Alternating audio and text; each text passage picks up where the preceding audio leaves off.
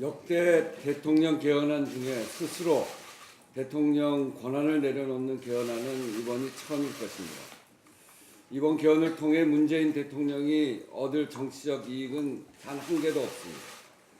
그럼에도 헌법에 보장된 대통령 발의권을 행사한 이유는 오직 지난 대선 모든 당 후보들이 공약한 6월 지방선거 개헌 동시투표라는 국민과의 약속을 지키기 위한 것이고, 나라다운 나라를 만들어야 한다는 촛불의 명령을 이행하기 위함이었다고 저희들은 생각합니다. 이미 발표된 내용을 보면 아시겠습니다만, 대통령의 특별 사명권 통제, 감사원 독립기구화, 헌법재판소장 임명권 삭제 등 대통령 권한 분산에 집중되었습니다. 또한 국무총리의 책임성과 자율성을 강화해 대통령 없이도 행정 각부를 통할할 권한을 주었고, 국회 예산심사권 강화로 국민의 대표인 국회가 행정부를 감시하고 견제할 수 있도록 만들었습니다. 대통령이 가지고 있던 권한을 국민과 국회, 지방에 나누어지는 분권과 균형에 초점을 둔 개헌안입니다. 이는 민주당 내 논의를 통해 만들어진 당론과 정신 그리고 내용을 대폭 수용했고, 국민 개헌의 정신을 담고 있는 개헌안이라고 보기 때문에 저희는 환영하고 지지하는 것입니다.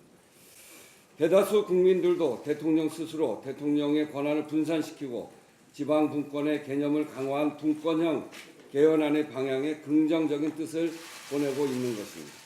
그럼에도 관제개헌, 독재개헌, 장외투쟁을 운운하는 자유한국당의 모습은 오로지 지방선거의 유불리만을 계산하는 안타까운 모습이며, 반대를 위한 반대를 위해 아무도 없는 들판에서 혼자 외치는 가련한 모습입니다.